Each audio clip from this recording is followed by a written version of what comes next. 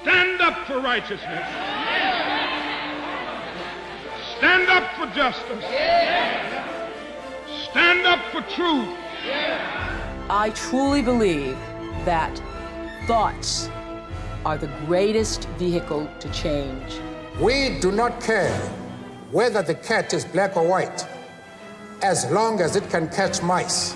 We choose to go to the moon in this decade and do the other things, not because they are easy, but because they are hard. Victory in spite of all terror. Victory however long and hard the road may be. To those waiting with bated breath for that favorite media catchphrase, the U-turn, I have only one thing to say. U-turn if you want to. The ladies not for turning. Food is our common ground, a universal experience, is a quote from the American chef, author and teacher James Beard, an influential figure to generations of chefs and culinary enthusiasts the world over. I thought this was an appropriate quote for our guest today, someone who has had the opportunity to showcase the universality of food through 27,000 restaurants in over 149 countries. Our guest is Tony Lowings, former Global Chief Executive Officer of KFC. Prior thereto, he was based in Singapore as Managing Director for KFC Asia Pacific and was Managing Director of the KFC business in Australia and New Zealand, and Chief Operating Officer for Yum Restaurants International based in Dallas, Texas.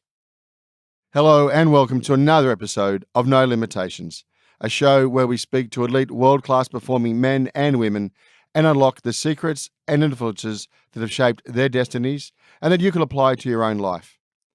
For our first-time listeners from all over the world, please don't forget to follow on your preferred podcast platform and share with your friends and colleagues. And for our listeners in the United States, Singapore and New Zealand, a big hello. I am your host, Greg Robinson, Managing Partner of Blenheim Partners, Executive Search and Board Advisory. In this episode, we hear of the impressive growth and scale of what is one of the world's most popular brands, against the backdrop of Tony's globe-trotting career. From South Africa to Australia, Singapore to the United States, he treats us with fascinating experiences across different cultures, united by a popular yet humble dish. Having led a $31 billion business and roughly 1 million people, Tony shares with us his key learnings, mobilizing a global workforce through a pandemic, the importance of trust and communication, and embracing the challenge. So sit back and enjoy, draw the distinction. Tony, welcome to the show. Thanks, Greg. Thanks for having me. Interesting accent. So you want to talk us through where are you actually from?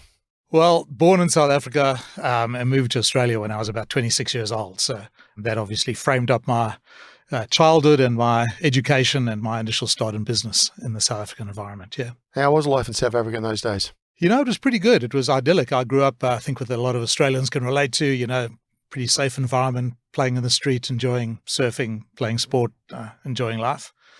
But, you know, I grew up in the backdrop of apartheid, which was part of the, you know, the South African environment at that point in time, which, to be honest, wasn't that prevalent in terms of people's imaginations and, you know, top of mind for young people growing up. Mm-hmm. But interestingly enough, my father, for some reason, was a very strong anti-apartheid activist, I could say. Really? He wasn't directly locked up or anything like that, but he certainly created an environment when I grew up to have a strong point of view about the inequities around apartheid. And that was one of the reasons why I ended up leaving the country. So that was quite unusual because not many people had that point of view about life. So I grew up with this whole sense of injustice and inequity for people to be able to get ahead and lack of opportunity purely based on people's color of their skin. And that stayed with me all my life. So that was a very big impact on my upbringing. Was it easy to express those views in those days? No, not really. And it wasn't just because it was difficult from a political point of view, but it was also socially unacceptable. Most people had a point of view that was either, you know, in line with what the government felt or certainly just in line with society felt. So when you were on the edge, you're a little bit ostracized. And again, part of the reason why I left and came to Australia. What did Mum and Dad do? Well, I grew up in a fairly poor household. My dad left school when he was 12 because he didn't have enough money for him to go to school, so he became a postman. I think he got his first pair of shoes when he was 15 or 16. They were hand-me-downs from his brother. His three other brothers stayed as postmen, and that was the only job they had all their lives. And interestingly, for someone who didn't have a lot of money and grew up in a poor environment, my father then chose to become an artist, which again doesn't exactly have a huge financial value that comes with that sort of kind of profession. So we grew up in a fairly modest household without a lot of financial possessions, and again, that probably influenced my life as well. And the artistic flair, what was he focused on? Well, he started out just doing painting, but he, obviously that doesn't really pay the bills and selling pictures. So he got into advertising. He was a creative director for one of the big advertising agencies for a while. He found that very stressful, so he didn't do that for forever. And then he ended up partnering with a friend of his that he had met at art school, and they owned several art, we call them art galleries, art shops that did picture framing, selling pictures, and he made his living doing that. So when you were coming up as a young man, where was your focus? I know you're a surfer and you like your sport, but the interest in business, was that coming from anyone in particular? Well, certainly given the background my father had about not going to school, the one drive that he had with us was to get an education. Okay. So throughout my school, it was, a strong push from the parents to take your education seriously and get into university and do something that was going to take you somewhere. Yep. I originally was interested in doing something like architecture, which had that sort of slight artistic bent to it. Yes. And kind of sort of got a halfway mark by moving into civil engineering, which was sort of, also on the building side of things like that. And once you get sucked into that in a university environment, it's very hard to break out of that. So I finished 4 years of engineering, got into working in that environment, but it never really excited me. So I moved from there and went along and did a Master of Business just to branch out and see where that could take me. And that really got me interested in business. Where was the lucky break? Well, I came out of my MBA. It was a prestigious business school in South Africa at the time at Cape Town, which was very well regarded. Yep. And I went and joined Deloitte as a consultant. I think I was the first engineer that they ever hired. So that really gave me just a wonderful exposure to business. We did just these incredibly diverse, different sort of business activities involved in commercial analysis, working with the World Bank, working in different countries around South Africa. And that really just sparked the fuel and the desire to do something in commerce and business. And then when I moved from South Africa to Australia, that obviously continued. So what was the story behind that, the big move? It's not an easy move, is it? No, it isn't. But as I said, I was always fueled by this notion that the apartheid system was not something that I felt comfortable with. I was going to the army. In those days, you did 2 years national service, and then every year thereafter, you did either 1 month, 1 year, 3 months the next year in what they used to call camps, military camps. Yeah. And at that time, because apartheid was in full swing, they used to use the military often to go and quell unrest in townships. Yep. A friend of mine actually got involved in a situation where he was in an armored vehicle and got fired on by young black kids, and ended up, one of the guys in the armored vehicle got killed. He ended up firing back. And that haunted me, in the fact that this person actually ended up firing on other citizens of the country who, yes, had done something which was very difficult to live with, shooting at people, but it wasn't something that he aspired to do, which was to, have a bone to pick with other people of different color. And that worried me, getting into a situation like that, along with all the other iniquities around apartheid. I couldn't see it changing in a hurry. Mm-hmm. So I took the opportunity to look elsewhere and look outside the country. And when you depart South Africa, do you have to leave everything behind? Are you able to transfer any form of financials? Well, I left at the age of 26, so I didn't have much at the time. I'd been at university for a while, a couple of years in the army, and did my master's degree. So I hadn't really established myself at all. So it was very easy for me to leave. So I didn't have anything to take with me and started afresh in Australia. Why Australia? Very similar to South Africa in a lot of respects. Obviously, English speaking, the climate's similar. They play rugby, cricket, and there's surfing. So that kind of made it an easy place to live. I knew a couple of people who worked here, a couple of guys who did my MBA with, so that was helpful. But if I hadn't gotten to Australia, I suppose New Zealand or maybe the US or something like that. But eternally grateful that I was able to get into Australia and been here for a while. So talk us through the rise in the career. In terms of career? Yeah. Yeah, look, I've always, as I said, partly because of my father, I think, driven to do well and be successful. So, I worked in a in a consulting business for a while. I worked for Lend-Lease, which was a fabulous firm in the 80s to work for, early 90s. Good disciplines. Yeah, very good disciplines, top management.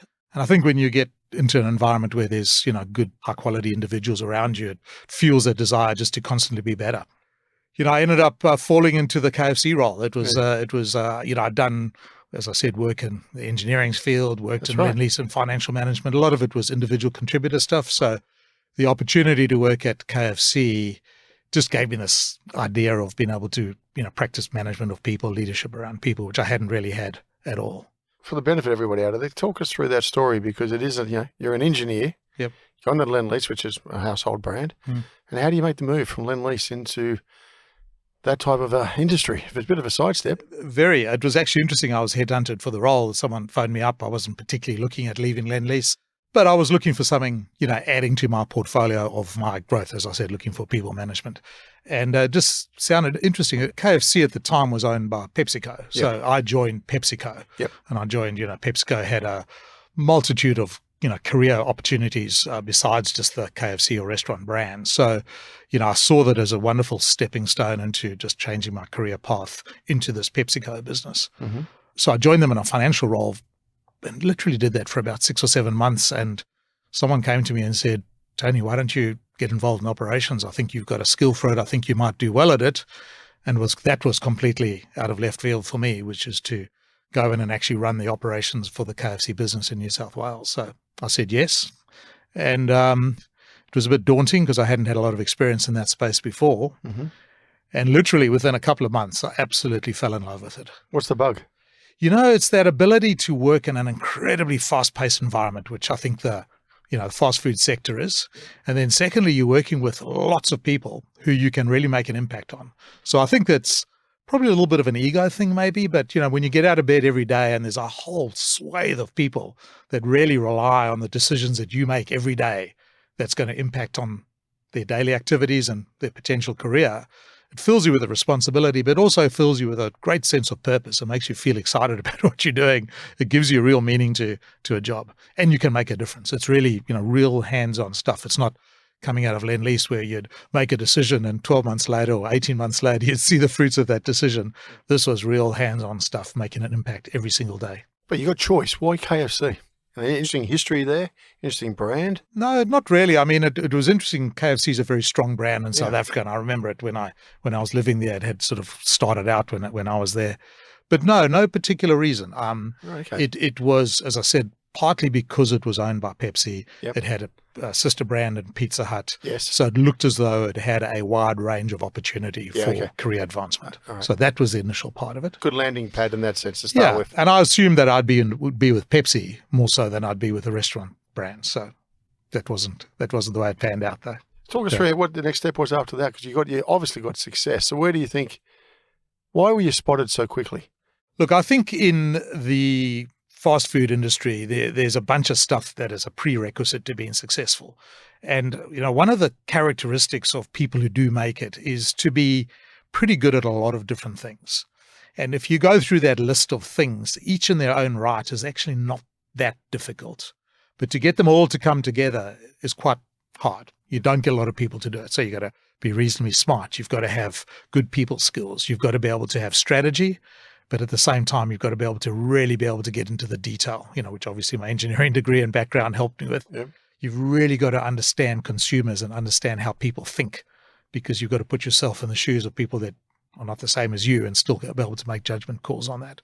And then you have to have all the commercial skills, from supply chain to development, to understand sites, to understand the P&L deeply, to understand, operations in a back of house, to understand how things are, technically put together and cooked. So it's got this wide range of skills. And I think that, given my interest, enthusiasm for just the business, it was pretty easy for me to pick those up and be successful in that regard. What's the scale in the sense of now on a global, we'll get to your stepping stones in a second, but maybe you can just frame it for the audience. What is the scale of KFC? KFC right now is just under 27,000 restaurants around the world, probably $31 billion in sales.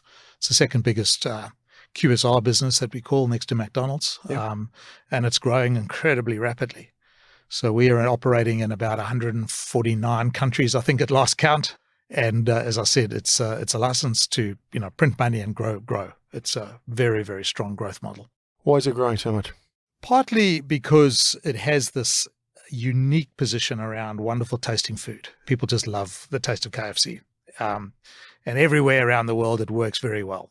But we notice, particularly in emerging markets, it's doing incredibly well. It does extremely well in places like China, across Asia. It's obviously the number one brand in most markets in Africa. It's very strong in Latin America. So we've been able to get a foothold in many of those places.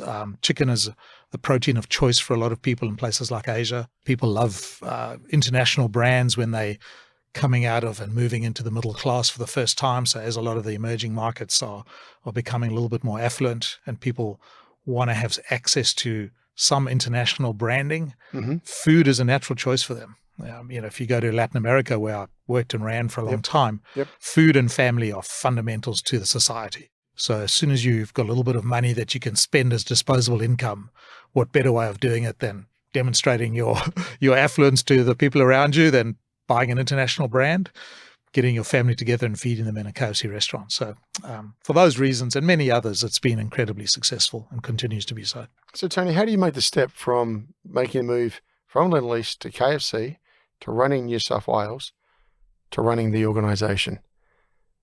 It's enormous, and it was done fairly swiftly. You obviously put your hand up. You lived in different parts of the world, so you took responsibility. But what else, Tony? Because this is an enormous scale. Yeah, it is. I think the way that KFC tends to run its business is be incredibly planful around people. So we put as much emphasis on people as we do on the business. So all of our operating plans and our planning cycles on the finance and the commercial side of things is counterbalanced by just as much in terms of the people planning side of it. So people identified very early on as to whether they've got the potential, and I'm not saying I was anointed as the future CEO that early on in my career, but you certainly get put into a small group of people, and you get mentored along the way, hopefully so that you can grow, develop, get the experience, and then put yourself in a position where you can take on that big role. So the CEO role was probably identified with me about 3 years out from actually taking it on board. But up until then, there is a process to give you experiences, to give you exposure to different things in life so that you can get that degree of experience, so that you can prove to people and to yourself and to others that you're capable of doing that kind of role. And then when you get into it, you've got the ability and the capability to make a fist of it. Which market tested you the most? Strangely enough, it was the small stint that I did outside of KFC, which was I actually ran the operations for Pizza Hut in Australia for a while. And Pizza Hut was going through a tough time. This is in the late 90s. The pizza wars were in full swing, and I think Domino's was sort of staking its claim into the environment, and we were moving from a restaurant-based operation in Pizza Hut to a delivery-based operation, which is extremely challenging because it's not an easy thing just to close restaurants and convert to a delivery business. And I think, as with most things in life, is that the bigger the challenge, the bigger the learning. So that for me was a tremendous learning curve for about 3 years that I did that. Learned a lot about myself. I learned a lot about how to handle adversity and how to deal with people when they're under challenge and stress. So that helped me, I think, in the rest of my KFC career. What did you learn about traveling around the world? What I learned is that basically most human beings are the same. They get out of bed every day wanting to do good, be liked, be successful, be good to other people. All sorts of things get in the way, as they do with us. But genuinely, if you can tap into that soul of the people, into the real character as to who they are, I find most people are wonderful and lovely to be with. And, one of the things, in countries that, people wouldn't expect, I was, in fact, one of my last trips I did before the COVID put a curtail on a lot of travel was to Pakistan, which has a poor reputation around the world. Some of the best people and nicest people I met were in Pakistan. Yeah, right. They go out of their way just to do good in the community, help people less fortunate than themselves, run a great business, look after their team, look after their employees. So it gives you great faith in humanity. And that's what I found exciting about traveling the world. The market as a whole is worth, what, 813.9 billion? Is that, or will be by 2028? That's some statistics we had put forward. Is that accurate, inaccurate? Probably sounds in the rough order, yes. So what's been there in your experience, what's been the changes in trends? And obviously it's new markets that you entered, as you said, and there's more wealth in certain markets. But what has the industry done, or what has KFC done, or what has Yum done to accelerate that growth? Well, look, a number of things, but I think first of all, it's about the food. So I think if you look at the quality of the food, not only for KFC, but for competitors around the world, I think it's improved quite significantly over the last 20 or 30 years that I've been involved. So quality of the food is better, the way that the food is prepared, the providence that goes in terms of the ingredients, everything else generally is better. So can you give us a bit of an insight or flavour to why the food has changed? Well, I think customers demand it. I think customers have an expectation that, as they become not necessarily more affluent, but as they get more exposure to transparency, they can understand what goes into their mouth. They're aware of health trends. They understand what helps in terms of longevity and all those sort of things like that. There is this desire to be a little bit more aware of food and their food choices. So partly through that transparency process, I think it's encouraged people to be better at the quality of the food they put in. But then it's competition as well. So, when I was growing up, people ate out very seldom. Most of it was home-cooked meals. Everyone saw that as the pinnacle of sort of, good eating. And you went to a fine dining restaurant every now and then, and maybe one or two fast food restaurants. Yes. Now there's an absolute plethora of them. So the choice is very high. And if you're not very good at what you do, you lose out very quickly. So it's a tough game being in the food business. And we see it all around the place, not only in fast food, but in restaurants as well. So you have to be good at your game. And you have to be relevant to the consumers as well. So where's the opportunities? Because we've got the likes of vegetarians increasing. As you say, taste is changing. But where is the big opportunities? Is it just the new markets at the moment? Will there be extra growth in the established markets? Look, I think there's always going to be growth for KFC, even in markets where we, very strongly penetrated. The number of people that eat from us on a regular basis is still fairly small. So there always will be this desire for great tasting food. And just to extrapolate on that, things like home delivery, access to food through different apps, being able to get catering orders, all those sort of things like that improves and increases people's ability to experience the food. But yes, I think the quality and the structure of the menu is changing so that, if you go back when I first joined, people would just buy buckets of chicken. That was sort of the fundamental structure of the menu. Nowadays, it's a much more nuanced menu structure. It has meal bundles for different occasions. It has snacking opportunities. It has mid-meal occasions at late night. It has for group occasions. All of those things are catered to. It's got beverage options, et cetera, et cetera. So you see that by playing around with the menu in terms of bundling, structure, packaging, as well as adding new products into the menu, you certainly get take up on that. So I think that drives more interest from consumers. The consistency around the world in terms of oils, et cetera, used, is it consistent? No, it's not consistent. Okay. It varies depending on the individual society that you're in. So KFC, we have an envelope and a framework in which we operate, but generally each country has a set of societal norms or standards from their regulatory environments, which are different in different countries around the world. We have a minimum standard, and obviously in many, many countries, that is much higher than what the regulations are. But generally, it's not that easy, and that's through all sorts of reasons, just from supply chain to what governs normal society practice. So when you became CEO of a group which operates over 145 countries, one, how do you do it on a day-to-day basis? And when you took on the role, what did you want to leave it as? Yeah, good question. I think in terms of running a business of that scale requires a little bit of discipline and structure. So the one thing that I'm ruthless on is planning.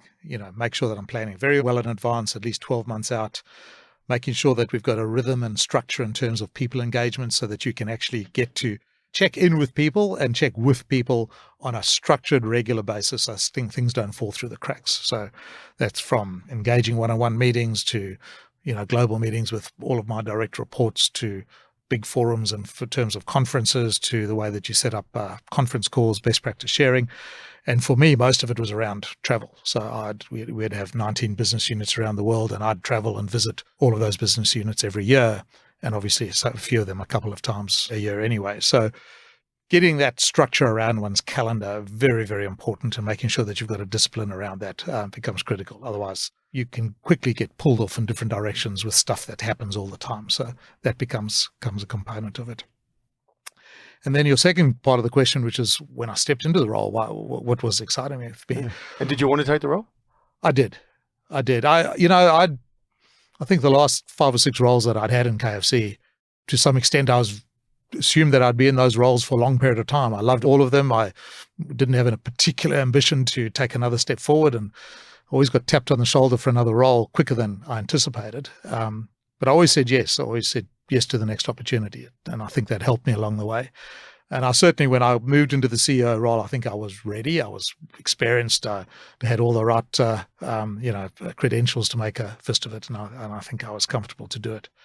I think as I'd said before, KFC's ethos is about people. It has a very strong focus on people. And it's something that I feel very passionate about. As I said, I think probably growing up with apartheid in South Africa stimulated that but I've seen it around the world, walking into third world countries where people are working for KFC, where it's that's their entire family subsistence wages and, looking after people and the joy that you can bring to people by helping them grow and develop and become, better human beings. So when I took on the role, my fundamental focus was to make sure that we could elevate all of the people that worked in with KFC and make sure that we could impact their lives in a better way than what they were doing right now. So I think that's been the cornerstone to our success. We look at the people who work at KFC and say, what can we do to help you be better? And I think most organizations look at their workforce and say, what can you do to help us get better as an organization? Okay. And I think, the other thing that I've, pushed very strongly, which a lot of people might want to disagree philosophically with it, is that the most important person to us is our employee, not the consumer, not the customer. Because if you don't have the right employees in place, if you don't nurture them, if you don't look after them, if you don't create the right environment for them, they're never going to be able to help the customer. And they're not going to do it if when you're not watching them. So creating this environment where a lot of it's entry-level jobs working in KFC, right, and creating an environment where people want to be there, not because they have to be there, is such an important, subtle difference. And I think that's what we do very well. And I think I helped create that. How do you pass that down? Well, it starts from this notion that every single person is a human being. Every single person can develop and grow in our organization, and we want them to be better. So we've introduced a whole range of tools and techniques and training processes basically to put in place systems that say, if you work at KFC, we want to make you a better person.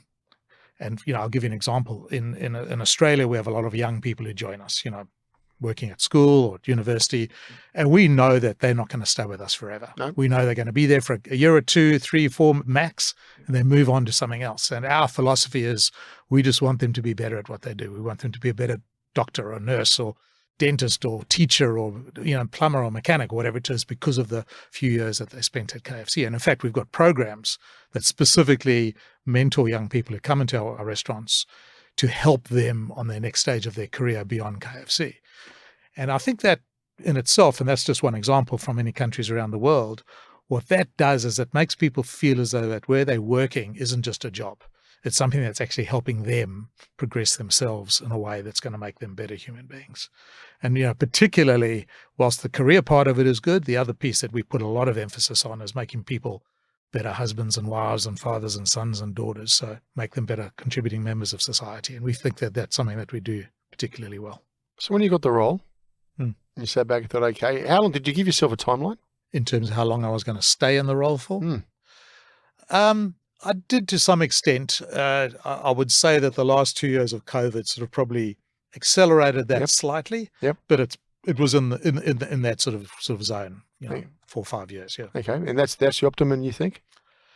Look, I think it depends on the stage of one's individual career and also where the organisation was. So for me, that was about right. Yes. Okay.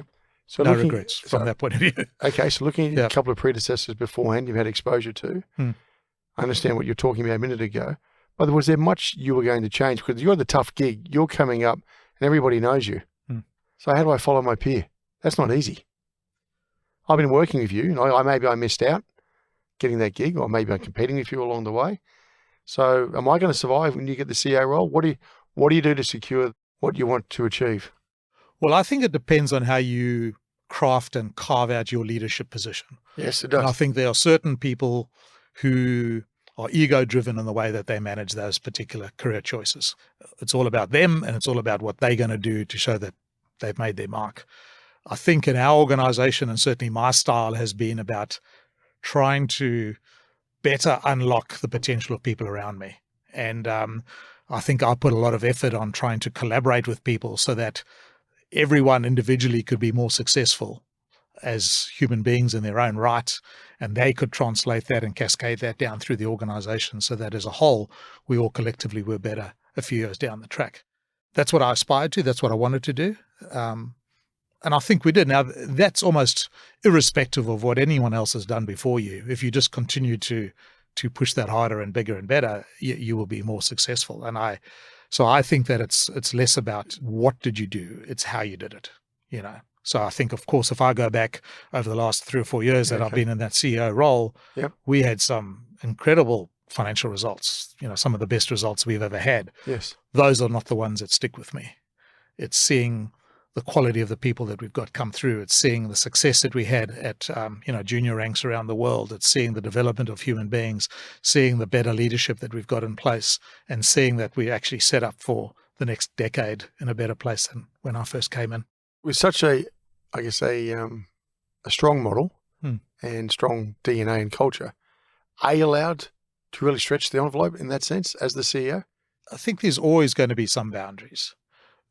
And that's, you know, one of the things when I came on board is that we had always had this philosophy about people first and great culture. I added to that this thing about high performance.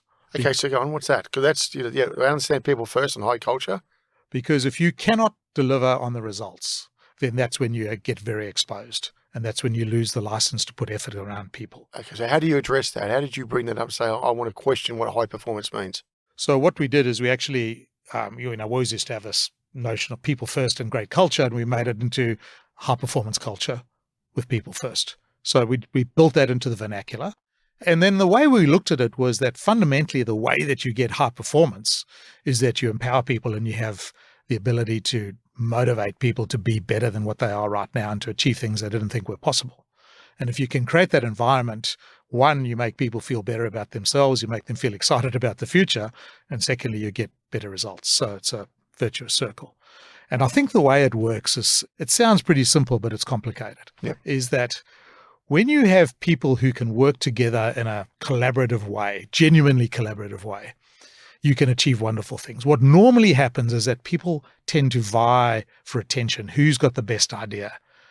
Because if I've got the best idea, I'm going to get recognized. If I get recognized, I might get a promotion. I'll get some financial benefit. I'll be ahead of everyone else, and that's how I advance myself. As I said, we've got such an emphasis on people that we don't, not that people don't do that, of course they will, but we reduce that down quite a lot because people know that if they're good, they will get advancement anyway. They don't have to shoulder jostle with people to try and step over others to be heard and recognized. So you create this culture where the ideas that people have can surface in the best possible way. So the best idea can come forward.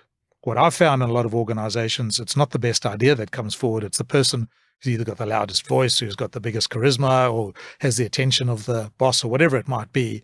And therefore, you don't always get the best ideas. When you've got a highly collaborative environment where the best idea can surface very quickly, people can let go of their own agendas and say, let's support that idea because it's a good idea. I'm happy to give up all the work I've had for the last 3 months because this is a better idea than mine. You can really accelerate progress. And I think that's what made a fundamental difference to a lot of work that we did, is that people would rally behind the best creative ideas quickly, which in other organizations might take 2 or 3 months to do, we could do in 2 or 3 days. What were the good ideas coming out during COVID? Well, that was pretty intense. So I think when COVID first started, which is restaurants around the world were getting closed, shopping malls were getting closed, how do people get access to food? So pretty obvious you had to get into delivery and how do you ramp up delivery? And that conceptually is pretty easy to say.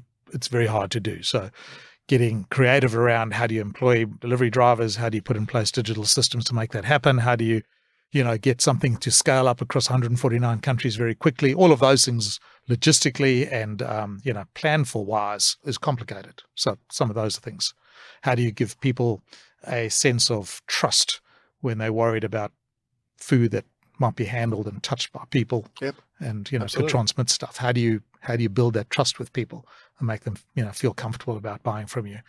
So all of those things were creative ideas that we had to work our way through. And as a CEO, was this a come with the hour, come with the person type opportunity in my mind? Yeah, I think so. We, when COVID crisis hit, we immediately put a crisis team together, because we've got international operations. I don't think I had more than 3 hours of continuous sleep for probably about 3 months as we went through that. And we took the best learnings we could and really implemented step by step very, very rapidly throughout the world. And I think we made a big difference very quickly. After 3 months, I think we kind of got a bit more into the routine and got it established. So, can you give us a bit of insight there, Tony? So that is impressive. Hmm. All right, 3 hours, not a lot of sleep. Most people can't function. What's the war room? What's going on? Well, again, as I said, if you surround yourself with good people who, are all in it together, one of the things I've found from a leadership point of view is that knowledge that you're responsible for other people and they look to you for their well-being. Yep. And you've got other people who staying up all hours of the night and doing things like that. It certainly puts the pressure back on you to at least do the same. It was counterbalanced by the fact that I'd been in the US for a while. Then I moved back to Australia because my daughter was at school and thought it was going to be a very temporary situation. So I was operating out of Australia and most of my team were in the US. So that contributed to kind of weird hours and things like that as well. But the daily routines and calls, and given that I deal with people around the globe, it wasn't difficult to fill up a 24-hour period with different calls at different time zones around the world. And obviously calls morphed into Zoom and team meetings pretty quickly. So, and once you get into the rhythm of that, we were able to move through that and then slowly get back into a structured operating environment. Okay. First question, what did you learn about yourself and what did you think people were looking for from you in terms of leadership? I think the first thing, and I think this has stayed with me all my life, is that I don't get stressed too much. No, not so much from work. I tend to have this thing which I look at it and I say, what's the worst thing that can happen? And I quickly paint the scenario that says, plan and think of the absolute worst thing. And once you think and dwell on that for a little while, everything after that is a little bit actually got an upside to it. So it paints a little bit of a more rosy picture. So the other thing is it's just work. I mean, it's just business. I mean, it's not life and death really, so, obviously situations, it can get close to that, but from the work that I'm doing, it's business. So that was one thing. So I think that the lack of stress from a business point of view helped me, and it helped me to be calm. So I think if you go back and talk to anyone, they will tell you that during those 3 months, plus also for the last couple of years, my calm demeanor, my ability to work through stressful situations with others around me and to be able to come up with a clear outcome was something that they valued and, gave people a sense of trust and feeling of resilience for the organization. Make a lot of changes during that time? Or were you surprised by certain people that didn't come to the party? No, not really. I think, as I said, because of the emphasis that we put on people all the way through our organization, and one of the key components we value in employees, especially senior employees, is character. Yeah, okay. And knowing how people are going to respond during times of stress is an important attribute of understanding how good a leader someone's going to be. So I think when COVID hit, there weren't many surprises. Maybe one or two people behaved slightly differently, but we were generally super impressed with how everyone stepped up to the occasion, and we were very comfortable with what happened. High performance teams, who do you go and study? Who do you partner with? Where do you get insights from? We've done a lot of work with McKinsey and Bain and BCG and people like that. But to be honest, we've developed some tools and systems that we use inside KFC, which have been influenced by some external providers. We use a tool, for example, called Heart Styles, which is essentially goes back to this comment I made before, which is about how do you understand the character of human beings, and how do you develop that character for yourself and for those around you. And I think if you go through the process of making sure that you're hiring smart people who've got a big heart and are courageous, that's the filter for success. Because after that, all you need to do is you need to put a bunch of good people together in a room, allow the best ideas to surface, making sure that you've got people with good character prepared to let go of their ideas to support those. Makes life a lot easier. So, I think this whole, as I say, virtuous circle of hiring good people, instilling the right culture, developing character, and then allowing it to develop in that environment has helped us. What's reverse mentoring then? Well, I think reverse mentoring is works very well for skills, specific skills, which are picked up by the younger generation rather than maybe by the older generation. I think, everything develops over time. And obviously there's a whole wave of new stuff which is occurring, which weren't there when I was young. So my focus and emphasis has been on people leadership and development and financial skills and all the rest of it. When it comes to things like digital, I bit of a bunny when it comes to that. So I've had a couple of people who I've used as reverse mentors, young people who, grew up with iPhones in their crib and understand how to program computers very eloquently and better than I could even think of, and learn from them in terms of what are those kind of things that work well, particularly social media, for example. I've got a couple of kids who also help me with that as well. So I wouldn't say I become an expert on that, but I think with the reverse mentoring has allowed them to help me in terms of decisions that I might make that could affect that, or use that information to affect it over time. Decision making. Yeah. So when it was hitting the crunch and you were getting your 3 hours a night of sleep, someone's got to call. Yep. Collaboration's got to a certain point. Someone's got to make the decision. How comfortable are you in doing that? Yeah, look, That's what you get paid for, isn't it? It is. And I think decision making is a funny one. I think if you make decisions without getting buy-in and alignment, I think you can do that at certain points in time. There's always a risk of lack of acceptance from that from a group of people, and you see it in politics around the country at the moment. Yep. So there's a risk that you go with that, even if it's a great decision. So I think the ability to make decisions and try and get your key stakeholders at least somehow engaged with that decision just before you fundamentally have to make it is always helpful. Occasionally you can't do that, and there's a risk that comes with that. I think the corollary is worse, which is consensus decision-making generally is appalling. So when you have to have every single person agree on every single component of it, you end up with mediocre outcomes. So I think that's the essence of certainly one of the essence of leadership, which is how do you draw that distinction between making a unilateral decision by yourself versus making a consensus decision, and choosing as to where you draw the line in that case. And I think that's got to be done by experience, expertise, and judgment.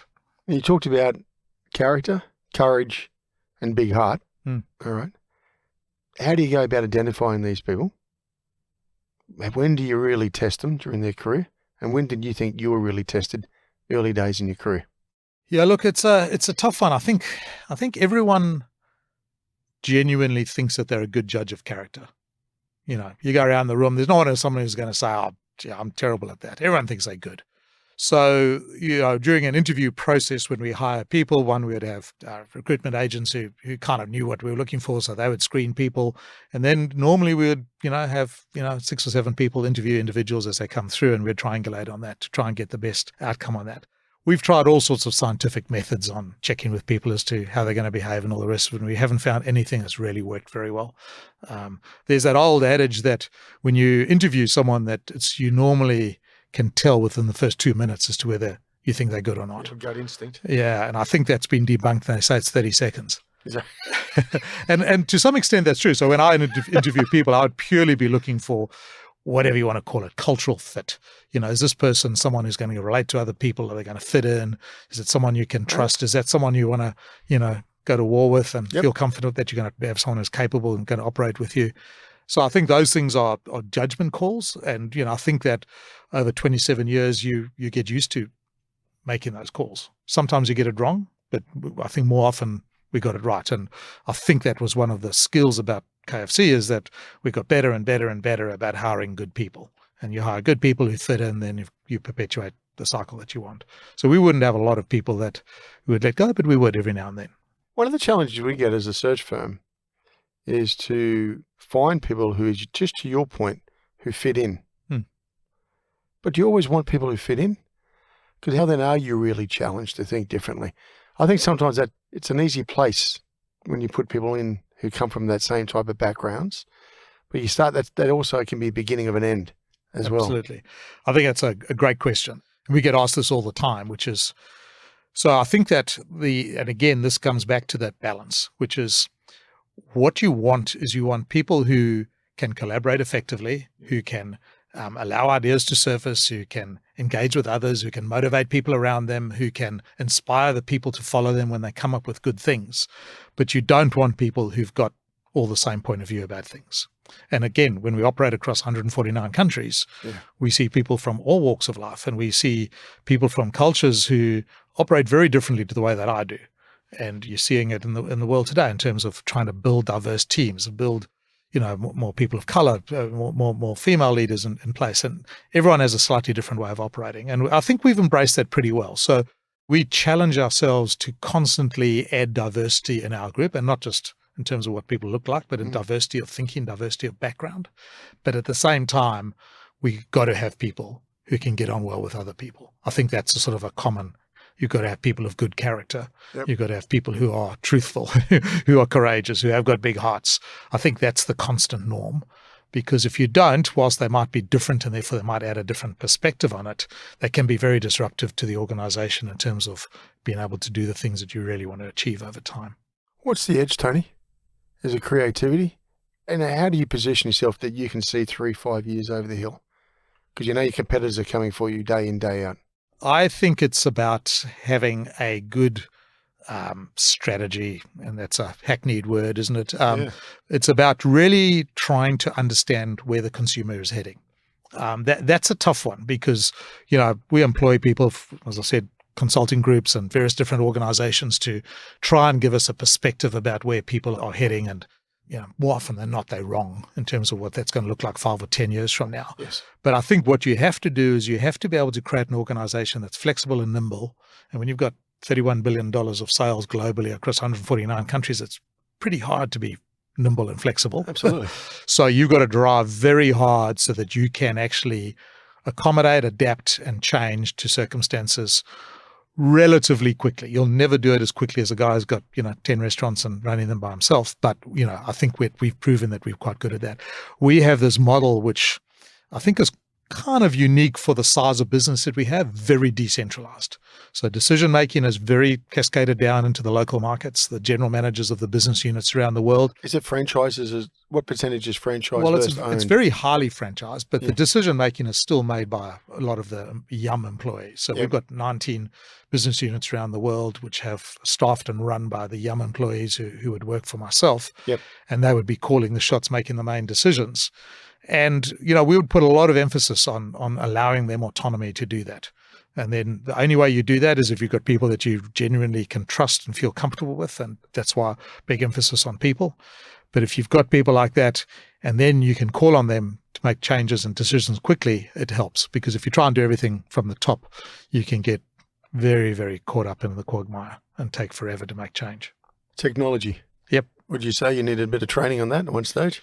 I did need a lot of training on that. I think I'm never going to be a technology expert. I think what I have become is a technology advocate in a big way, evangelist, if you want to call it. Mm-hmm. It's clearly, from a digital technology point of view, it's changing the world. And it's growing at such a rate. We saw the growth during the pandemic, in terms of just access through delivery or digital sort of formats, but it's not just in that space. It's growing every single place around business. Is this stat right? Food delivery market is worth $150 billion US dollars? Oh, yeah. Is that right? Quite sure. Yep. I mean, there's some restaurant businesses that are just, all they do is delivery. So, I mean, we saw it go, more than threefold in our business. And that's across the world. And in many of our businesses, it's countries, it's been harder for them to deliver. So a big, move. But it's not only in delivery and things like that. It's in terms of the way that people talk to consumers. It's the way that they access through, consumers through social channels. It's the integration of Internet of Things into sensors and technology in the back of house, and how you cook food and how you track quality and how you train people and everything else that you do in between. So certainly making a big impact. We always say, follow your customers, right? Do what your customers want. Do you? Or do you lead your customers? Because I don't think Apple ask their customers what they want, because they never knew. Yep. So where does KFC and where does this whole industry stand? Because it's changed so rapidly, right? And it's evolved since the old big bucket chips and gravy, hasn't it? Yeah. That's a fantastic question. So the way that we look at it is we use this little acronym called RED. It just so happens that's our brand color. KFC is red. And it stands for being relevant, easy, and distinctive.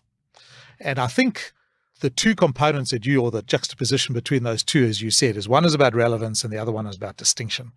So you have to be relevant. If you're not offering a product that consumers want, that sort of meets their sort of occasions that they're looking for, that makes sense for them in society, you're just not in the game. So you have to be relevant, and that's where you have to understand what consumers want. You have to be in places where they want to access you. You have to give them in formats and quality that they expect. That's the one component of it. But the other side of it is to be distinctive, and I think that's something that we've done particularly well over the last 5 years or so. We used to use, in terms of advertising, this notion that there were sort of two types of advertising you could get. You get mirror advertising and you get magnet advertising. Okay, what's the difference? What are And the mirror names? advertising is what you see on the TV screens all over the place. Nice, happy families showing other people, this is what your life is like. We all hold hands. We have this little thing. We eat a bucket of KFC chicken around the table. We smile at each other. And I'm being relevant to them. Yeah. It's just that it's boring. What you want is something that really screams, look at us. Look who great KFC is. Don't you want to be part of that? And I think when you can go along and stamp your image onto the TV screens or whatever form of advertising you're doing and saying, we're confident, we're clear about who we are, and we want you guys to admire us because we've got that sort of swagger about it. I think that creates that distinctiveness. I think that's what Apple does very well, which is we position this way, like us or hate us, but you'll either follow us or you won't, but that's who we are. So being relevant, but also being incredibly distinctive about who you are, I think is the right balance. And then, of course, you layer on this whole component about being easy. And being distinctive means you're taking a risk sometimes, doesn't it? 'Cause Absolutely. you're going on a limb. You might alienate people. Yep. And you might alienate a few people. But at the end of the day, you've got to be clear as to who you are. People want you to take a stand. They want you to position yourself in the society. KFC get it wrong? Occasionally, but I think generally speaking, we're a brand that fits into society so well. So, we're pretty thorough about the way that we go to market. So I think generally we get it right more than wrong. How much time of your day is actually spent on marketing? Because it is fascinating, isn't it? Marketing, influencing, and then what's the vehicle these days, Tony? How much is social versus, as you say, the old TV and everybody smiling on the screen? Yeah, I think I spend more of my time on talking to marketing people who are actually going to drive the marketing agenda. But if you look at the KFC agenda, how much is spent on marketing, It's a big chunk. It's probably the biggest chunk. So yes, and I think we hire some of the best marketeers in the world. What could be more exciting than working on a KFC brand? Yeah. It's a big brand. It's got a lot of money to spend on advertising. It's hugely connected with the audience. It's an immediate stuff. You put an ad on TV, you can tell within 24 hours whether it's successful or not. It's got this, tremendous cachet with it. So we hire really good marketing people around the world. We've got a huge marketing budget. We learn from 149 different countries around the world about what works, what doesn't work. So I think we've got a real big machine behind us, and that makes it quite exciting and fun. But yes, the world has changed. We've skewed, a significant chunk of our advertising budget to be through digital formats, either social media or different sort of environments, or else into, community activity. So, you'd be aware of the KFC, sponsorship of the cricket. And that's a classic way of KFC connecting with its audience in a way outside of just direct TV. So Now, is it KFC or is it Kentucky Fried Chicken now? it's KFC, but we don't shy away from the word Kentucky Fried Chicken. I thought it was a bit of a renaissance in Kentucky Fried Chicken. Look, I think we're unapologetic about who we are. So we're very happy to be called Kentucky Fried Chicken. We've seen people gravitate back to the brand over the years. When I first started out 27 years ago, people were telling me that fried chicken was on its way out. We were selling barbecue birds and seeing that as the future of the business. And obviously here in Australia, I think the amount of fried chicken we sell is probably 5 times more than it was when I first started. So we don't have any issue with Kentucky Fried Chicken. We think it's great. Defines who the brand is a lot better. Now, every Christmas Eve, KFC Japan sales are usually 5 to 10 times more than typical days. How did this tradition come about? It's an incredible phenomenon. No one's quite sure how it started, but apparently in 1974, there was an American tourist who was in Japan who wanted to get his Christmas fix, and he couldn't find it, and started banging on the doors of KFC to say, I need some chicken, my turkey for Christmas, because that's the only way that they could get some sort of chicken for Christmas dinner. And the Japanese team, they picked up on this and started therefore offering Christmas bundles, particularly to tourists over Christmas to say, let's celebrate Christmas together. And it just snowballed from there, which is strange because I think the number of Christians in Japan is like 1 or 2%. and Christmas is not a hugely celebrated event, No. but it's just become synonymous with KFC. So it's one of those things that sort of grew out of nothing and has now become incredibly mainstream in Japanese culture. And what was the Michelin Impossible? Yeah, this was a promotion that we did in Australia, whereby we said, look, KFC defines itself on one thing, which is the great taste of its food. Yeah. And that's pretty much what Michelin restaurants do as well, So you go around the world, what encourages you to go to a Michelin star restaurant? It's finding something that's got wonderful tasting food that you're prepared to travel for. So we did this tongue-in-cheek promotion here in Australia, which said, look, if you really want to, have the wonderful, fantastic taste, which is world-renowned, KFC delivers on it, and therefore we think we should get a Michelin star for that. So we got one of our franchisees who actually has a restaurant in Alice Springs, which is pretty remote, and he has people who travel for a long way to come and get KFC from his restaurant. And he was the poster boy for the program. So we took him over to France and let him try and muscle his way in on the Michelin award certifiers and tried to apply for a Michelin star there. But it was a fun way of just demonstrating how great KFC taste is. One of these challenges at the moment, Tony, and I'm sure you've been reading in the papers non-stop, is attracting good staff and keeping good staff. When you employ over 12,000 people a year, how did you manage to keep the momentum during COVID? And how would you keep it now? Well, just to put it in perspective, that 12,000 is in Australia. Yeah. So it's over 400,000 globally every year. A lot of that is attrition because people are moving through their job at KFC and maybe going somewhere else, but a lot of it's because of all the new restaurants that we're opening. I think it goes back to what we said before, which is you want to create an environment where people want to be. We want people to come and work for us because they feel that they're working for an organization that they respect, that's going to treat them well, that's going to give them opportunity to be successful, and more than just a paycheck. So it's not going to be a price war? In terms of what we pay people? Yeah, against the other organization, for example. Look, I think there's always that entry place. You cannot underpay people, and I think we've been incredibly strong globally to make sure that minimum wages are pushed up as high as we can. No, what I'm saying by that, Tony, is that at the moment in the market, you're seeing price wars happening. So on talent. Yes, on talent within the same industry. Yep.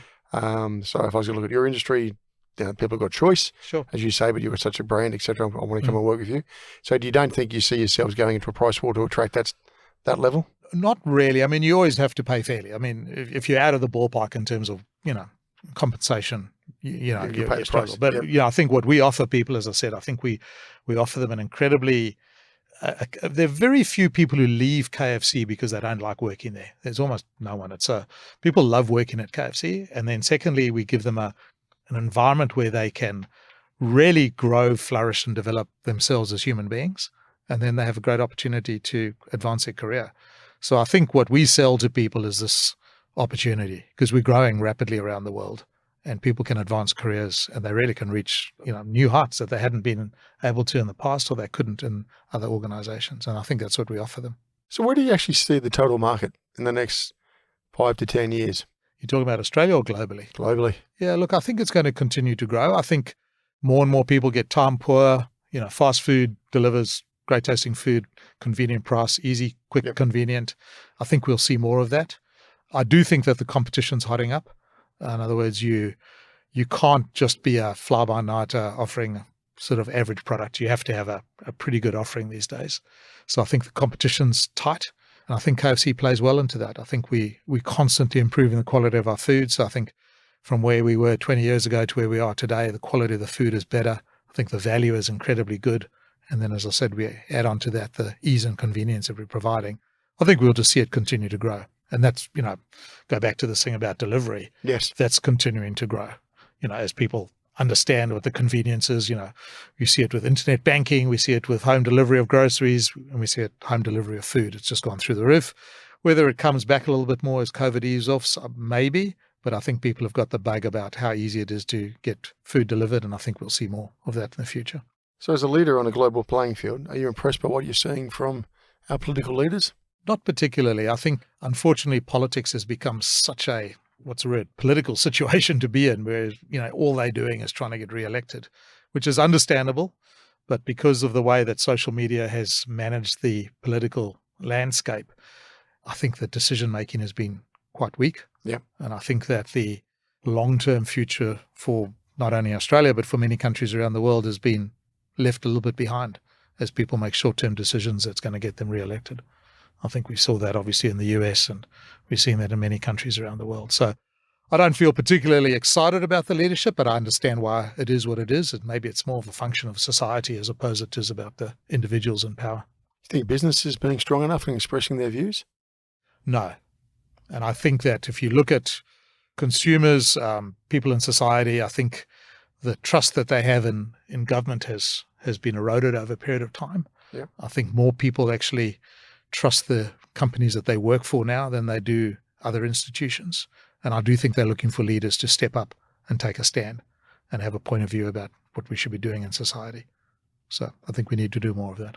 So what worries you about the next few years? Well, if I think about Australia particularly, it's something that does consistent around the world. It's things like income inequality, it's affordable housing, clarity on the immigration structure and where that's heading. And I think people need to have those addressed, and I just don't see us getting those addressed coherently. We're talking about politicians, we're talking about terms and I guess consistency of message, and it is a concern. But for a business this day and age, Tony, we remember when people used to start out the 5 to 10 year strategy and the plan and execute that plan. Does that actually really exist at the top level now? Look, I don't think so. As a planner myself, I joined the organization as a planner. I've never been a great fan of 3 or 5, 10-year plans, and I think they've certainly slipped away over the last several years anyway. I think the world evolves too quickly. I think there is certainly no harm in doing scenario planning. So if this thing happened, what would our response be to that? Yep. How would we handle X, Y, Z if that came along? Playing devil's advocate on a few other things. I think those are useful. But that's why I said I think in terms of a strategy, it's a flawed one when you try and predict the future too far out. I think you have to be aware of what might be coming, set yourself up so that you could take advantage of opportunities that arise and then be prepared to change at short notice. And I think if you can do that effectively, I think you're going to be in a better position. Now, that's fine in our industry. It's not like we're working in aerospace or something like that, where sure. you might be doing a slightly longer term forecasting than what we would do. Yeah, but still you're playing a global market, aren't you? We are, yeah. And I guess it's positioning yourself to execute swiftly? Yes, and to, ultimately, we provide food. We're not doing anything that's, super scientific in the way that it works. And we're therefore very conscious about where consumer trends are going, what people are thinking, how they look at health trends, how they look at, providence, how they look at ethical treatment of animals, how they look at plastics and, all those things like that. And if you're not being relevant in that particular place, you're going to lose your place in society. So it's constantly evolving to make sure that you're part of what society expects and demands from you. So while you're on that, what is happening in terms of food responsibility, social responsibility? You want to share some insights there? Yeah, and I think the way that we've approached this is that, we're doing a lot of stuff, but the fundamental essence to social responsibility is that you have to be a good organization. You can't be a bad organization and try and do some good things. It's like being a complete jerk, walking down the street once a year and saying, look at me as you give a $20 note to some poor guy on the side of the street. Oh, yeah, you're right. It doesn't change you. You're still a jerk. And I constantly see organizations that are doing this. So at the heart of what we do is we say we've got to be a good organization because we employ nearly 1 million people around the world. We can't have people working for us and say, you guys are talking out of 2 sides of your mouth. Most of the people who work for us are part of the society in which we operate. So they are the recipients of poor decisions that get made. They're the ones who, consequence of, of environmental decisions or whatever it is that might come into play. So at the heart of it is make sure that you're a good organization. Make sure that you do good, irrespective of whether people notice or give you any credit for it whatsoever. That's fundamental. So we have a suite of ways of looking at it. It goes back to our heart of having people with good character. It's having an organization with good character, making sure that we are true to what we do. The people who will hold us accountable more than anyone else are our employees. So if we go out and say we're going to do X, Y, Z, our employees will notice if we don't. So that's at the heart of what we do. And then it's about really trying to make a change in every single country in which you're operating. And as I said before, each country can be a little bit different because some people, plastics in the environment are an incredibly high priority. For some other people, it's ethical treatment of animals, and other people it might be pollution of a different sort. So we do have to modify our approach around the world, and we do that by devolving decision making to the people on the ground, but by having an envelope around what we want to do and provide seed funding for that in different parts of the world. So if you've got oversight of 1 million people, well, what would you share about where Australia sits in the world economy in terms of business, thinking, decision-making, and innovation? Where do we really stand? Australia actually punches so much above its weight. And I mean, if you look at our industry, and I know that we're not necessarily the key drivers of the global economy, but a lot of senior executives from Australia have done very well in our industry, both in McDonald's, KFC, and various other places around the world. Yeah. And I think the things that Australia has, which other organizations or other countries don't have, I think it's this ability to really get a grip around the entire infrastructure that's in the country. So if I go to my counterparts in the US, a lot of them have very narrow but very deep roles. In Australia, you tend to get an overview of the entire picture. So Yes. Most people in Australia who are working in business, have a good understanding about economics, they have a good understanding about supply chain, they understand technology, they understand how they fit into the world. So, I think we're a well-educated society. I think we're a society that has a very broad spectrum of business. And I think we contribute, therefore, thoughtfully around the world, given that background that we've got. We're still obviously a small component of the global economy, so I don't think we're influenced from that point of view, but Australians do well in many parts of the world. Tony, you haven't mentioned anything about your competitors. Yeah, you say competitor, you haven't mentioned any names. There's obviously one big one out there. What's the fundamental differences? Yeah, I mean, the way we look at our competitors is we don't really worry about them that much. I mean, obviously, we're very aware of them and understand that there is a competition for share of stomach and all the rest of it, but KFC is pretty unique. I think when you talk about KFC and ask people, almost every country you go to, you say, why do you go to KFC? What excites you about KFC? And it's all about food. It's mouth-watering, delicious, wonderful 11 herbs and spices, indulgent, over the top, great tasting food. And that's who we are. A lot of our competitors are a lot more about convenience, value for money, consistency, clean toilets, smiling staff. And I think that's how the distinction occurs. And there's a place for everyone. I think KFC is growing rapidly, as are many of our competitors around the world. But I think at the moment, we're very comfortable about how we're positioned and what we stand for. And what are the learnings from those growth parts of the world? How quickly those countries are adapting? The biggest learning that I've seen since my tenure Yep. is that you have to use local people to drive your business. When I first started, we used to export Americans to far-flung parts of the world who would go and try and grow the business in those countries, and that was very much a hit-and-miss situation. Nowadays, is what we do is we partner with really growth-oriented people who understand the markets, who understand the real estate, understand the consumers, understand supply chain, and get that right. It's a little bit like I started off with, is that our business shouldn't be that complicated, but it's got 100 little things that you have to get right. And you get one of those wrong, it can fall apart pretty quickly. So someone on the ground who really has this intimate, detailed knowledge about how to execute in a local market becomes fundamental. That's one part of it. The other part of it is to get the value equation right. We're in business because we offer great tasting food at a good price. And if we can't give it at the right price, you lose market share very, very quickly. So it's incredibly important that we get the value equation spot on. Tony, you're leading 149 nations. Almost incredible to comprehend. How do you keep the momentum? How do you engage? How do you influence as a CEO? And what is the actual role in your mind then of a CEO?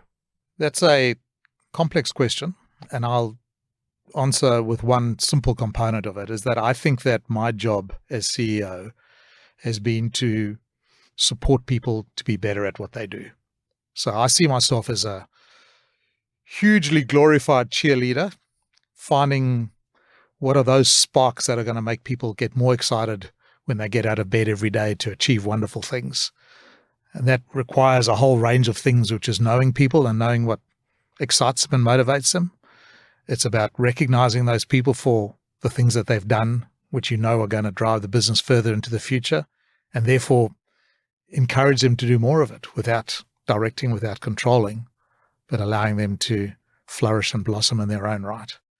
And I think when you can inspire people by getting people to want to do things without you directing and controlling them, when they're inspired to do the right thing because it makes them feel great, and you can cascade that down through layer after layer after layer after layer till you've got to the cook in the back of the house in Ecuador and South America who's cooking the chicken the right way because he wants to cook it the right way, not because someone's standing over and watching him, then you've got a wonderfully high-performing organization. And I don't think we've got that perfect, but I think we're a long way down the path towards achieving that. If you were to look back at your career, is there anything in particular in hindsight now you would have changed? Not really. I think, what I've learned over the time is that when you're faced with challenges and difficulties, you often dread those and you hate them and you feel fearful of them. But they're the ones that really shape you and make you grow, and they're the ones that actually define who you are later on in life.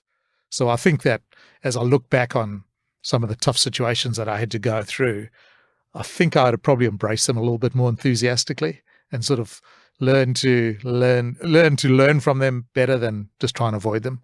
And I think that's probably true for everyone in life. Embrace the challenges rather than run away from them. So when the lights get switched off for Tony's tenure, what's the legacy? I think it's what I went in to try and do, which is I think that we've created an environment where people can be better than when they, were going to join the organization. I think we've got an incredibly strong culture with people across 149 countries. And I think we've layered on top of that, which is, high performance. The business has tripled in size since I've been there over 27 years, and it's continuing to grow at an even faster rate. So in this good feeling discussion today, are you going to share with us what the famous 11 herbs and spices are? Well, interestingly, I don't even know what they are. So we've got 3 people in the world that know. And that's it's all right. What they do is we make the herbs and spices up from different suppliers, and one supplier will make one half of the ingredients, the other supplier will make the other half, and then we take them to a different place and blend them together. So even the suppliers don't have the full spec on what the herbs and spices are. So the Colonel Sanders really draft the original herbs and spices? He did, and they're the same herbs and spices you probably have in your pantry at home. It's just the way they're blended. The way they're blended, yep. So Tony, if you're going to be looking back at that young man who was contemplating life, doing his MBA, what advice would you give him now? Well, I think it's a little bit like what I said before, which is look on the world with optimism, embrace the challenges, don't run away from them, do more of what you enjoy and less of, worry about the things that you're fearful of. On that, it's been a fantastic discussion. Great. Thank you, Greg. Thank you for joining us today. No problem. Appreciate it. You've been listening to No Limitations.